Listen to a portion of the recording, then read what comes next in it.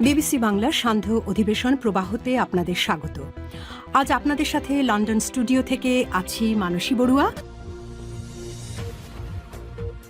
বাংলাদেশের সর্বশেষ গুরুত্বপূর্ণ আপডেট সংবাদে আপনাকে স্বাগত। শুরুতেই সংবাদ শিরোনাম, পরে বিস্তারিত।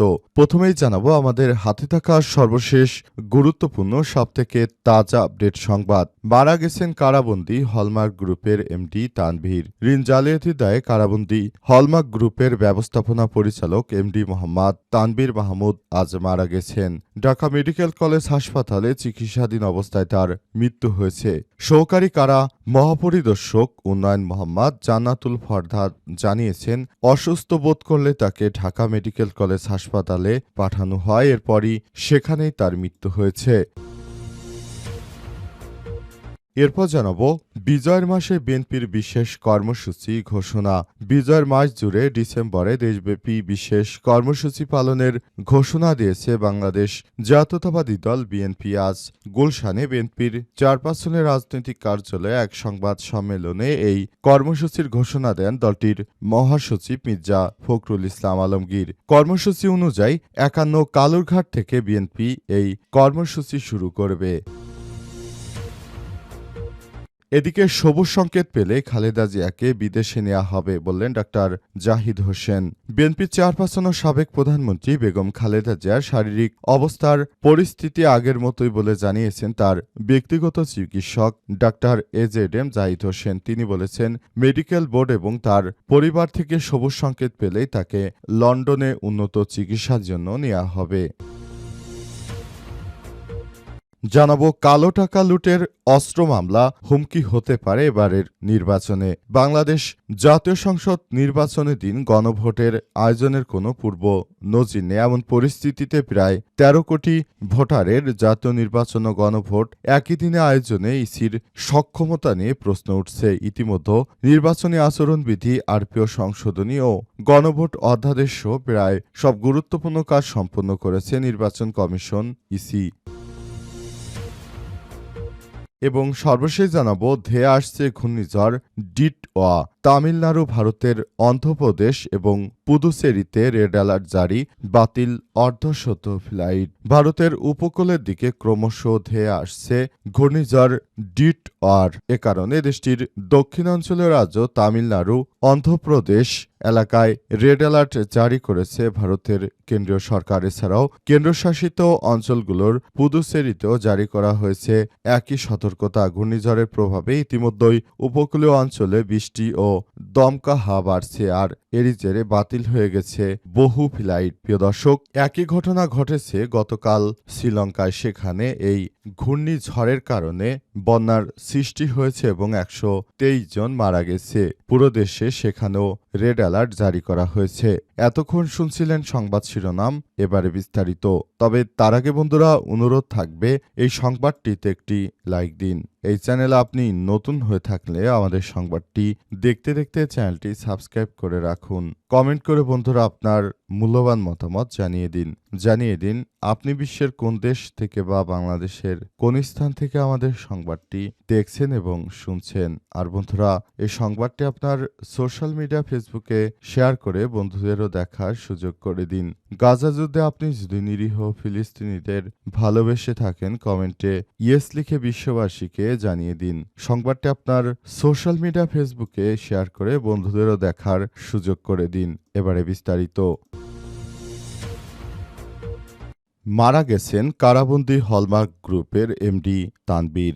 ঋণ জালিয়াতির দায়ে কারাবন্দী হলমার্ক গ্রুপের ব্যবস্থাপনা পরিচালক এমডি মোহাম্মদ তানভীর মাহমুদ ৫৫ মারা গেছেন। শনিবার ২৯শে নভেম্বর রাত ১০:৩০টার দিকে ঢাকা মেডিকেল কলেজ হাসপাতালে চিকিৎসাধীন অবস্থায় তার মৃত্যু হয়েছে। সহকারী কারা মহাপরিদর্শক উন্নয়ন মোহাম্মদ জান্নাতুল ফরহাদ জানান, এদিন দুপুর ১:৩০টার দিকে অসুস্থতা বোধ করলে তাকে ঢাকা কেন্দ্রীয় কারাগারে হাসপাতালে পাঠানো হয়। আনুষ্ঠানিকতা শেষে বিকাল ৪টায় তাকে ঢামেকের ৬ তলার ৬০২ নম্বর ওয়ার্ডে ভর্তি করা হয়। পরে রাত ১০:৩০টার দিকে তিনি চিকিৎসাধীন অবস্থায় মারা যান। প্রাথমিকভাবে জানা গেছে, দীর্ঘদিন ধরে তিনি কিডনির সমস্যায় ভুগছিলেন। এছাড়াও উচ্চ রক্তচাপ, ডায়াবেটিক্স, হাঁপানি এবং অন্যান্য শ্বাসকষ্ট জনিত জটিল রোগে তিনি ভুগছিলেন। তানভীর যে মামলায় কারাবন্দী ছিলেন সেটি প্রায় ১ যুগ আগের অস্তিত্বহীন কোম্পানি নামে ঋণ নিয়ে ১০ কোটি টাকা আত্মসাতের অভিযোগ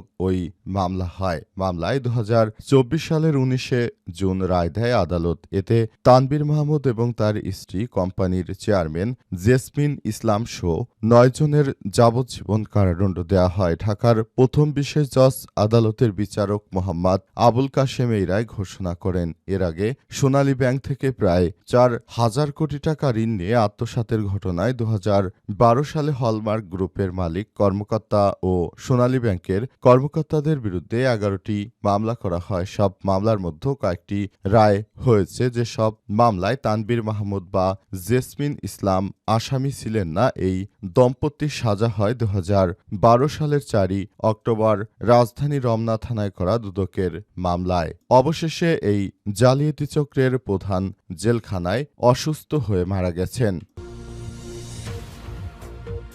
বিজয়ের মাসে বিএনপির বিশেষ কর্মসূচি ঘোষণা। বিজয়ের মাস ডিসেম্বরে দেশব্যাপী বিশেষ কর্মসূচি পালনের ঘোষণা দিয়েছে বাংলাদেশ জাতীয়তাবাদী দল বিএনপি। আজ বিকেলে গুলশানে বিএনপির চেয়ারপারসনের কার্যালয়ে এক সংবাদ সম্মেলনে এই কর্মসূচির ঘোষণা দেন দলটির মহাসচিব মির্জা ফখরুল ইসলাম আলমগীর। বিজয়ের মাসে বিজয় মশাল রোড শো শীর্ষক বিশেষ এই কর্মসূচির অংশ হিসেবে ১ থেকে ১৬ ডিসেম্বর পর্যন্ত দেশব্যাপী বিজয় মশাল রোড শো ও সমাবেশ অনুষ্ঠিত হবে। এ সময়ের মধ্যে দেশের সব বিভাগ ঘুরে বিজয় মশাল ১৬ ডিসেম্বর ঢাকা এসে পৌঁছাবে। পরবর্তী একই দিন ঢাকার মানিক মিয়া অ্যাভিনিউতে মহাসমাবেশ করবে বিএনপি। এ বিষয়ে সংবাদ সম্মেলনে বিএনপির মহাসচিব বলেছেন, দীর্ঘ ১.৫ দশকের বেশি সময় ধরে গণতান্ত্রিক অধিকার হারা জনগণ ফ্যাসিবাদী শাসন শোষণের অত্যাচার হয়েছে। ফ্যাসিবাদ বিরোধী ধারাবাহিক আন্দোলন সংগ্রাম এর জেরে শেষ পর্যন্ত হাজারো শহীদদের আত্মত্যাগের বিনিময়ে ২০২৪ সালে দেশ ফ্যাসিবাদ মুক্ত হয়েছে।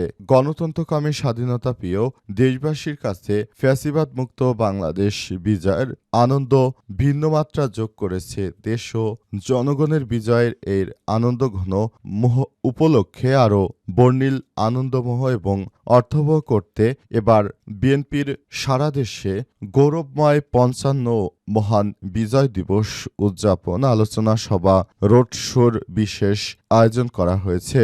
বিজয়ের মাসে বিজয় মশাল রোড শো কর্মসূচির বিস্তারিত তুলে ধরে ফখরুল বলেন, ১৯৭১ সালের মার্চ মাসে চট্টগ্রাম কালুরঘাট বেতার কেন্দ্র থেকে স্বাধীনতার ঘোষণা দিয়েছিলেন তৎকালীন মেজর জিয়াউর রহমান। সুতরাং কালুরঘাট আমাদের স্বাধীনতা এবং মুক্তিযুদ্ধের অনিবার্য অংশ। এই ঐতিহাসিক কালুরঘাট বেতার কেন্দ্র থেকেই শুরু হবে বিএনপির এবারের বিজয়ের মাস উদযাপন কর্মসূচি। সবুজ সংকেত পেলেই খালেদা জিয়াকে বিদেশে নেওয়া হবে বলেন ডাক্তার জাহিদ হোসেন। বিএনপি চেয়ারপারসনের সাবেক প্রধানমন্ত্রী বেগম খালেদা জিয়ার শারীরিক পরিস্থিতি আগের মতোই বলে জানিয়েছে তার ব্যক্তিগত চিকিৎসক ডাক্তার এজেডএম জাহিদ হোসেন। তিনি বলেন, মেডিকেল বোর্ডের সবুজ সংকেত পেলেই বিদেশ নেওয়া হবে। আজ খালেদা জিয়ার সর্বশেষ শারীরিক অবস্থা জানাতে এক ব্রিফিংয়ে তিনি এসব কথা বলেন। দেশি বিদেশি চিকিৎসকদের সমন্বয়ে বিএনপির চেয়ারপারসনের চিকিৎসা চলছে জানিয়ে জাহিদ হোসেন বলেছেন, যুক্তরাজ্য, সৌদি আরব, সিঙ্গাপুর, চীন ও আমেরিকা সহ বিভিন্ন দেশের হাসপাতালের চিকিৎসকদের যৌথ আলাপ আলোচনার ভিত্তিতে খালেদা জিয়ার চিকিৎসা চলছে। খালেদা জিয়ার চিকিৎসা দেওয়ার জন্য আমরা কোনোভাবেই কার্পণ্য করছি না। তাকে উন্নত চিকিৎসার জন্য বিদেশে নিতে হবে।